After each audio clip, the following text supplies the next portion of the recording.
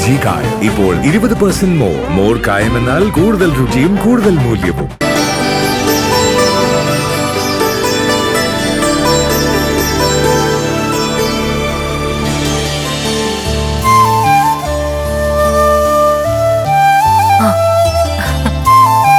അമ്മേ, അമ്മ നാത്തേക്ക് വാ. എന്താ മോളെ? അമ്മ വാ, വന്നിട്ട് പറയാം. എന്താ? വാ,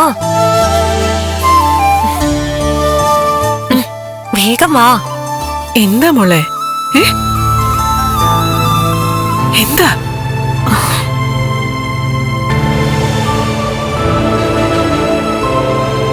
എന്താ?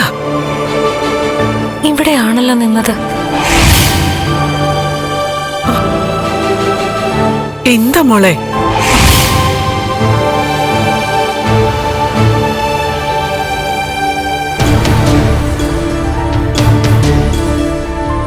അമ്മ ഇവിടെ നിക്കേ.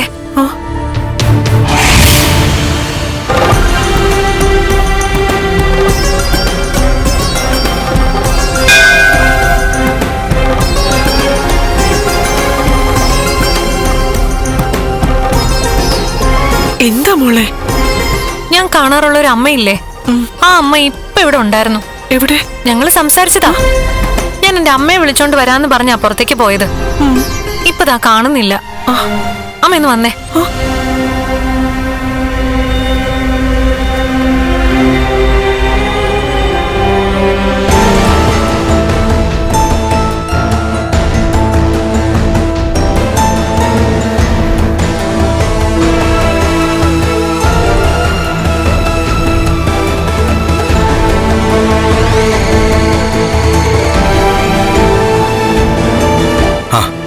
എന്താ രണ്ടാളും പോയില്ലേ?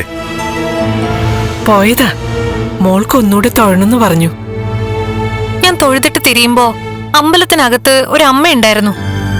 നല്ല മുടിയൊക്കെ നരച്ചിട്ട് നല്ലൊരമ്മ. ഇപ്പൊ കാണുന്നില്ല. തിരുമേനി കണ്ടായിരുന്നോ? അയ്യോ, ഇതിനിടക്ക് ചന്ദനം കുഴക്കാൻ ഞാൻ പുറത്തേക്ക് വന്നല്ലോ. ആ, അമ്പലത്തിനകത്ത് തന്നെ ഉണ്ടായിരുന്നു. ഞാൻ കണ്ടില്ല. ചിലപ്പോ പോയി കാണും. ഇല്ല, ഞാൻ പുറത്തേക്ക് ഇറങ്ങി അപ്പൊ തന്നെ അകത്തേക്കാ കയറിയേ. എന്നാ അവിടെ ചെന്നപ്പോ ആളില്ല. എവിടെ പോയെന്ന് മനസ്സിലാവുന്നില്ല. ഈ ക്ഷേത്രത്തിലെ ദേവിക്ക് ഭയങ്കര ശക്തിയാണെന്ന് അറിയാലോ മോളെ.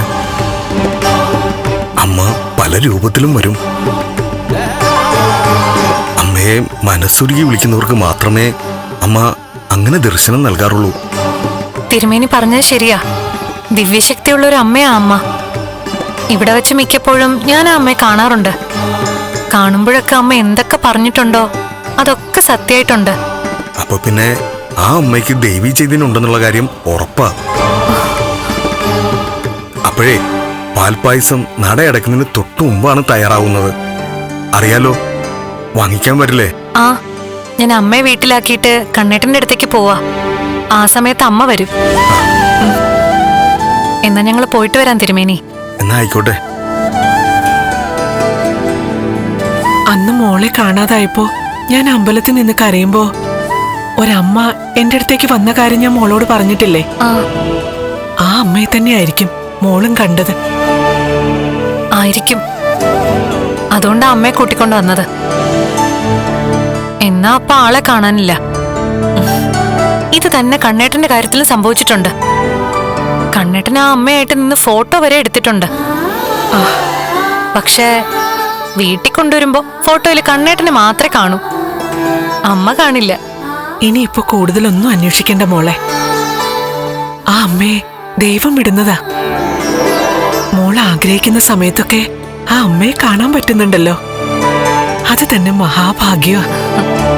അമ്മ വാ.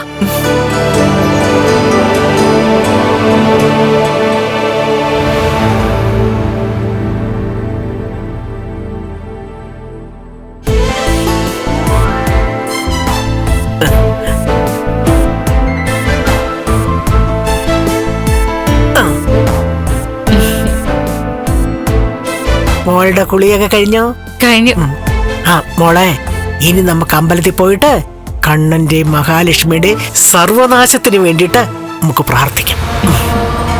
മോൾക്ക് കമലേശ്വരം തറവാടിന്റെയും അവന്റെ ബിസിനസിന്റെയും തലപ്പത്ത് ഉണ്ണി മോളും എത്തണമെന്ന് നമുക്ക് സർവേശ്വരനോട് പ്രാർത്ഥിക്കാം. ആ.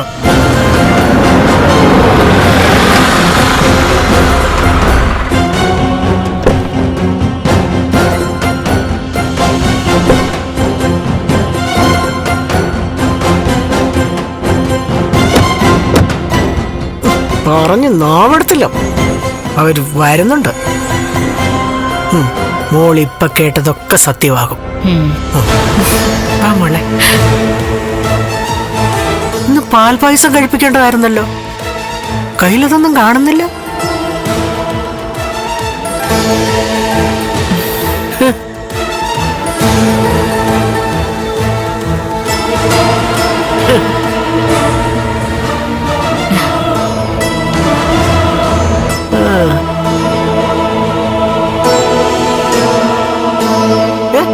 ഇന്നെന്താ പാൽപായസം ഒന്നും കഴിപ്പിച്ചില്ലേ?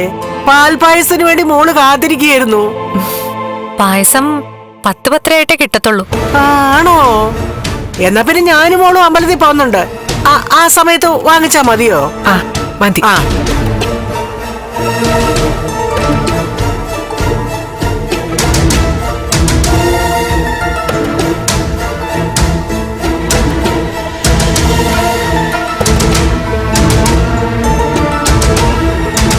ഡേ, എന്റെ കയ്യിലേ നിനക്ക് വില കൂടിയ വളയും മാലയൊന്നും വാങ്ങിച്ചു തരാനുള്ള പൈസയൊന്നുമില്ല. ഞാൻ അത്രയും വലിയ പണക്കാരനൊന്നുമല്ല, ഒരു പാവപ്പെട്ടവൻ.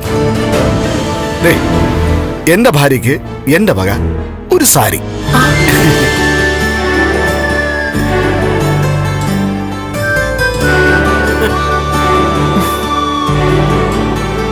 എന്താടി അന്തം വിട്ട് നോക്കുന്നേ? ഐശ്വര്യമായിട്ട് അവൻ തരുന്നതല്ലേ, വാങ്ങിക്കോ. വാങ്ങിച്ചോമ്മേ. ദാ. എന്റെ ഒരു പിറന്നാളിനും ഇതൊന്നും സംഭവിച്ചിട്ടില്ല. അതുകൊണ്ട് ഞാൻ ശരിക്കൊന്ന് ഞെട്ടിപ്പോയതാ. അല്ല, മരുമോനും മോളും വിലപിടിപ്പുള്ള സമ്മാനങ്ങളൊക്കെ തരുമ്പോ ഞാനിനി ഒന്നും തരാതിരുന്ന നീ എന്നെ കളഞ്ഞിട്ടങ്ങ് പോയാലോ. അതുകൊണ്ട് എന്റെ വക ഇതിരിക്കട്ടെ എന്ന് കരുതി. എനിക്ക് സമ്മാനമൊന്നും തന്നില്ലെങ്കിലും കുഴപ്പമില്ല. എന്റെ മോളോടും മരുമോനോടും നിങ്ങളൊക്കെ കുറച്ച് കരുണ കാണിച്ചാ മതി. ഞങ്ങൾക്ക് ഇവളോടും കണ്ണനോടും കുറച്ച് അസൂയയും കുശുമ്പും ഒക്കെ ഉണ്ടായിരുന്നു. എന്റെ മോളെക്കാളും നല്ല ജീവിതം ഇവക്ക് കിട്ടിയതിന്റെ വേദനയും ഉണ്ടായിരുന്നു. അതൊക്കെ സത്യ. പക്ഷെ അനുഭവങ്ങൾ കൊണ്ട് പലതും ഞങ്ങൾ പഠിച്ചു. അതുകൊണ്ട് പറഞ്ഞതാ. ഇനി ഞങ്ങൾക്ക് പകയും പ്രതികാരവും ഒന്നുമില്ല. അല്ല, അത് നിങ്ങൾ വിശ്വസിക്കണമെന്നില്ല കേട്ടോ. ഞങ്ങളുടെ മനസ്സെന്താണെന്ന് നിങ്ങളോട് പറഞ്ഞെന്ന് മാത്രം.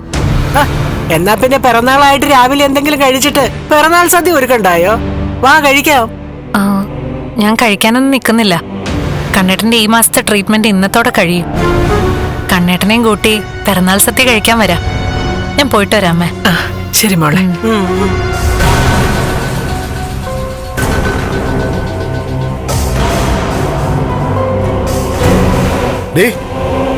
നമ്മുടെ കുടുംബ ജോലിസര് പറയുന്നതൊക്കെ ശരിയാ. അവക്കെ ഗജകേസരി യോഗമുണ്ട്. അല്ലെങ്കിൽ ഇതുപോലൊരു ജീവിതം അവക്ക് കിട്ടുമായിരുന്നു.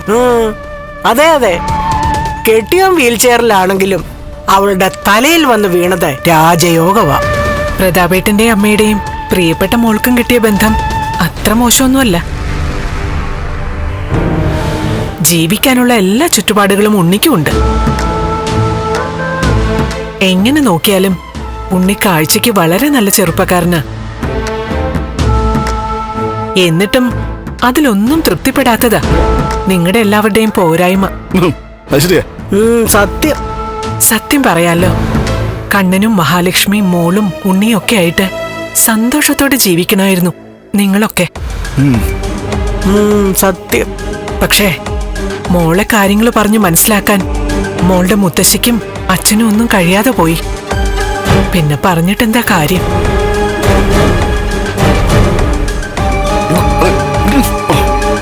അവളുടെ ഒരു ഉപദേശം. ഇപ്പൊ ആ ഉപദേശമൊന്നും കേട്ട ഭാവം കാണിക്കണ്ട പ്രതാപ. അതിന് കാരണം അവളുടെ മോളുടെ മരുമകന്റെ ഒക്കെ മുന്നിലുള്ളത് ദുരന്തമാ.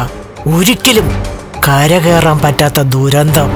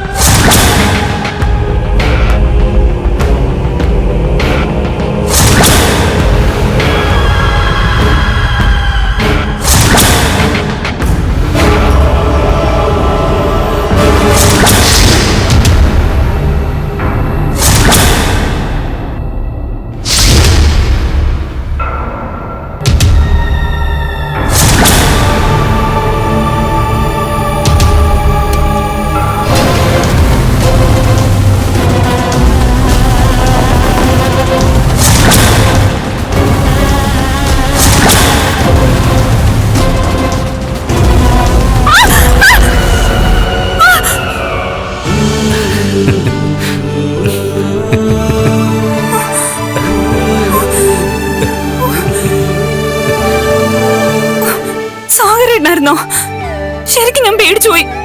ആ, മേഘൻ ഏത് നിമിഷവും വരുമെന്നുള്ള ഒരു പേടിയുണ്ടല്ലേ, അതുകൊണ്ടാ ഇങ്ങനെ പേടിച്ചത്. അങ്ങനെ ഒരാള് എന്തിനാ ഫ്രണ്ട് ഡോർ ലോക്ക് ചെയ്യാതെ അടുക്കളയിൽ വന്ന് നിൽക്കുന്നത്? അയ്യോ, ഫ്രണ്ട് ഡോർ ഞാൻ ലോക്ക് ചെയ്തിട്ടില്ലായിരുന്നല്ലേ. അയ്യോ അയ്യോ ഈശ്വരാ. അപ്പോഴേ ലോക്ക് ചെയ്യണമെന്നുള്ള മുന്നറിയിപ്പായിപ്പാ കിട്ടിയത്. അല്ല, ഇന്ന് ഓട്ടോ ഒന്നും പോണ്ടായിരുന്നോ? പെട്ടെന്ന് ഇങ്ങ് വന്നല്ലോ. ഓട്ടം ഉണ്ടായാലും ഇല്ലെങ്കിലും വൈകുന്നേരം വരെ അവിടെ നിൽക്കണം, അത് തോമസ് സാറിന് നിർബന്ധം. പിന്നെ ഞാനിപ്പോ ഇങ്ങോട്ടേക്ക് ഓടി വന്നത് ഒരു സന്തോഷ വാർത്ത പറയാനാ. അത് പറഞ്ഞിട്ട് എനിക്ക് പെട്ടെന്ന് അങ്ങോട്ട് പോണം. എന്താ സാഗരേട്ടാ? ഇന്ന് ഞാനൊരു കാഴ്ച കണ്ടു. മാർക്കോയുടെയും അനന്തു സാറിന്റെയും തോളിൽ തൂങ്ങി നടക്കുന്ന നിന്റെ ഏട്ടനെ. സാഗരേട്ടൻ സ്വപ്നം കണ്ട കാര്യമാണോ പറയുന്നത്? അല്ല, സാറിന്റെ വലത് കാലിന് മാത്രമല്ല ഇടത് കാലിനും ചലനശേഷി കിട്ടിയിട്ടുണ്ട്. നട്ടലിനും നേരിയ ചലനശേഷി വന്നിട്ടുണ്ടെന്നാ തോന്നുന്നേ. ഈശ്വരാ, ഞാൻ പൂജാമുറിയിൽ കയറുമ്പോഴൊക്കെ കണ്ണേട്ടന് വേണ്ടി പ്രാർത്ഥിക്കാറുണ്ട്. കണ്ണേട്ടൻ എന്നെ ഇഷ്ടമല്ലെങ്കിലും ഏട്ടന്റെ സ്വഭാവം എനിക്കറിയാം. ഇത്രയും നന്മയും സ്നേഹമുള്ളൊരു മനസ്സ് വേറെ ആർക്കും കാണില്ല. അതുപോലെ തന്നെയാ തന്റെ ഏട്ടത്തിയുടെ കാര്യം. അവര് നിന്റെ ഏട്ടനെ സ്നേഹിക്കുന്നത് പോലെ ഒരു പെൺകുട്ടികളും ഇന്ന് വരെ സ്വന്തം ഭർത്താവിനെ സ്നേഹിച്ചിട്ടുണ്ടാവില്ല. കാത്തിരുന്ന് നിന്റെ കണ്ണേട്ടന് കിട്ടിയത് വലിയൊരു നിധിയാ. അത് അദ്ദേഹത്തിന്റെ സമ്പത്തിനേക്കാളും എത്രയോ മുകളിലാ. ഏട്ടത്തെ വളയ്ക്കാൻ പിന്നാലെ നടന്നതുകൊണ്ട് അതൊക്കെ അറിയാല്ലേ? അതൊക്കെ ഞാൻ മറക്കാൻ ആഗ്രഹിക്കുന്ന കാര്യങ്ങളാണ്. പിന്നെ വളരെ യാദൃശികമായിട്ടാ ഞാൻ ഈ കാഴ്ചകൾ കാണുന്നത്. ഞാൻ കണ്ടത് തന്നെ അവർക്ക് വലിയ ഭയമായിരിക്കേ. ഇനി ഞാൻ ആരോടെങ്കിലും പറയൂന്ന് കരുതിയിട്ട്. നിന്നോട് പോലും പറയരുതെന്നാ പറഞ്ഞിരിക്കുന്നത്. പിന്നെ ഇങ്ങനൊരു വാർത്ത കേൾക്കുമ്പോൾ നിനക്ക് സന്തോഷാവൂന്നറിയാം. അതുകൊണ്ടാ കേട്ട പാടെ ഓടി ഇങ്ങ് വന്ന് പറഞ്ഞത്. ഇനിയിപ്പോ ഇത് വിളിച്ചു ചോദിക്കാനൊന്നും നിൽക്കണ്ട. നീ ഇത് അറിഞ്ഞതായിട്ടും ഭാവിക്കണ്ട. പിന്നെ നിന്നോട് ഞാനിത് പറഞ്ഞെന്നറിഞ്ഞ മാർക്കോ എന്നെ തല്ലൂന്നുള്ള കാര്യം ഉറപ്പാ. ഞാൻ ആരോടും ഒന്നും പറയാൻ പോകുന്നില്ല. കണ്ണേട്ടന് എഴുന്നേറ്റ് നടക്കണം. അവർക്ക് നല്ലൊരു കുടുംബം ഉണ്ടാവണം, കുട്ടികളും ഉണ്ടാവണം. അതിനുള്ള അർഹത അവർക്കുണ്ട്. എന്നാ ഏത് നേരവും ഏട്ടത്തിയുടെ തകർച്ച മാത്രം ആഗ്രഹിച്ച് നടക്കുന്ന കരുണേടത്തിക്കും എന്റെ ഉണ്ണിയേട്ടനുമാ ഇത്തരം സൗഭാഗ്യങ്ങളൊന്നും ഉണ്ടാവാൻ പാടില്ലാത്തത്. അവർക്കൊപ്പം കുറച്ചുകാലം ഞാനും കൂടി. അതിന്റെ കുറ്റബോധം മാത്രമേ ഇപ്പൊ എനിക്കുള്ളൂ. അതിനേക്കാളും കുറ്റബോധം എനിക്കുണ്ടല്ലോ. മേഘന്റെ കയ്യിൽ നിന്ന് പണം വാങ്ങിയിട്ട് ഞാൻ ചെയ്തത് ദൈവത്തിന് നിരക്കാത്ത കാര്യമല്ലേ. ഇനിയിപ്പോ അതൊക്കെ നമുക്ക് മറക്കാം. എന്നിട്ട് നമുക്ക് കണ്ണേട്ടനും നിന്റെ ഏട്ടത്തിക്കും നല്ലൊരു ജീവിതം കിട്ടാൻ വേണ്ടിയിട്ട് മനസ്സുരുകി പ്രാർത്ഥിക്കാം. അപ്പോഴേ പെട്ടെന്നെല്ലാം റെഡിയാക്ക്. ഏതായാലും വന്നതല്ലേ, ഒന്നിച്ചിരുന്ന് ഫുഡ് കഴിച്ചിട്ടേ പോകുന്നുള്ളൂ. ശരി, ഇവിടെ ഇരിക്ക. ഞാനേ ഇപ്പൊ സംഭാരം എടുത്തിട്ട് വരാം. ശരി.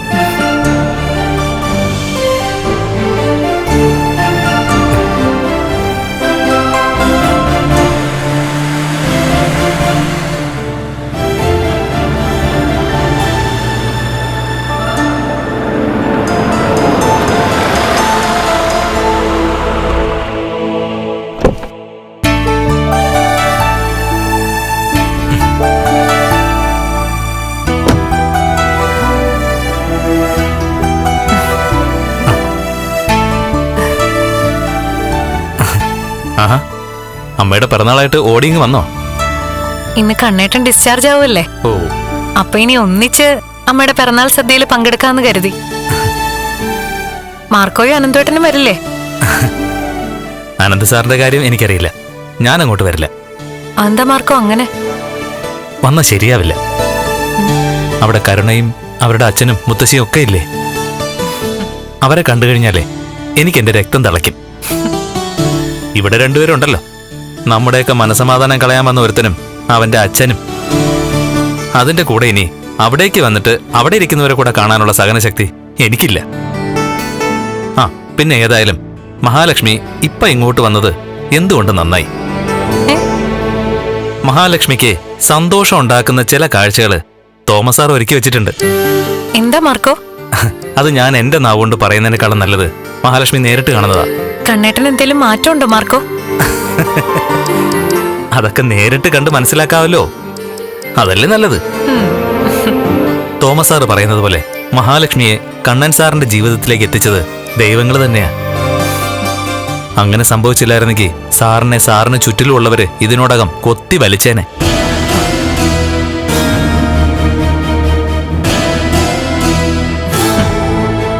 അല്ല അപ്പോഴേ വീട്ടിലേക്ക് കണ്ണൻ സാറിനെ കൊണ്ടുപോകുന്നതൊക്കെ കൊള്ളാം. രണ്ടാള് സൂക്ഷിക്കണം. ചെറിയൊരു അവസരം കിട്ടിയാ അത് മുതലാക്കുന്നവരാണ് മഹാലക്ഷ്മിയുടെ സ്വന്തം കുടുംബത്തുള്ളവര്.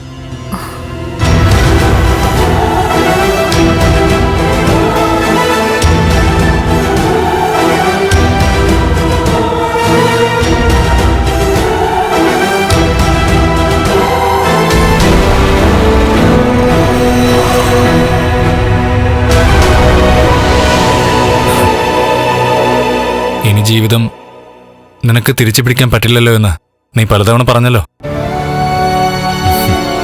ആ വാക്കുകൾ ഏറ്റവും കൂടുതൽ കേട്ടത് ഈ ഞാനടാ.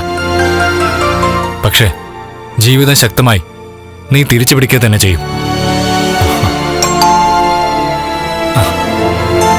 മഹിയാണെന്ന് തോന്നേ. ആ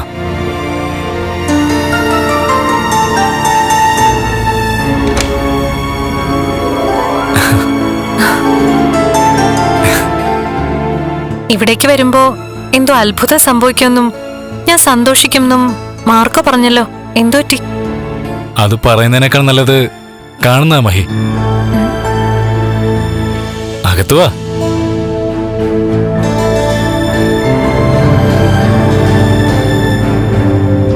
എന്താ കണ്ണേട്ടാ?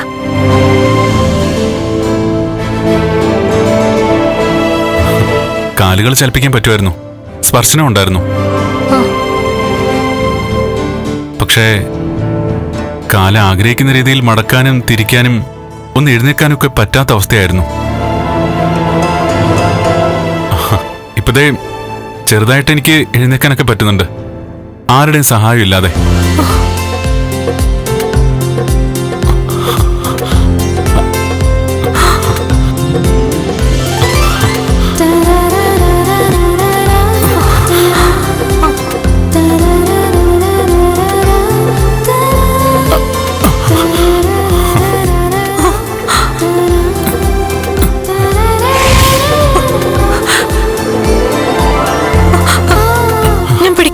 ഏയ് പിടിക്കണ്ട, അവൻ തനിയെ എഴുന്നേറ്റിരുന്നോളൂ.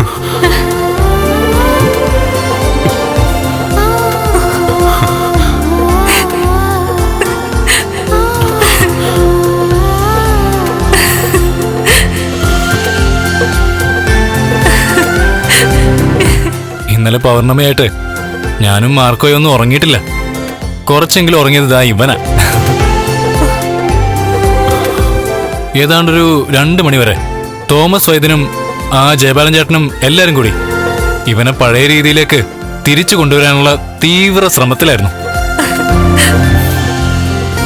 ഇവന്റെ നടുവിന് ഏതാണ്ടൊരു 2-2:30 മണിവരെ പച്ചില മരുന്നിട്ട് അമർത്തി തടവിയത് അവനാ, മാർക്കോ. ഇവനും ഉറങ്ങിയിട്ടില്ല. നടക്കാൻ പറ്റുന്നുണ്ടോ?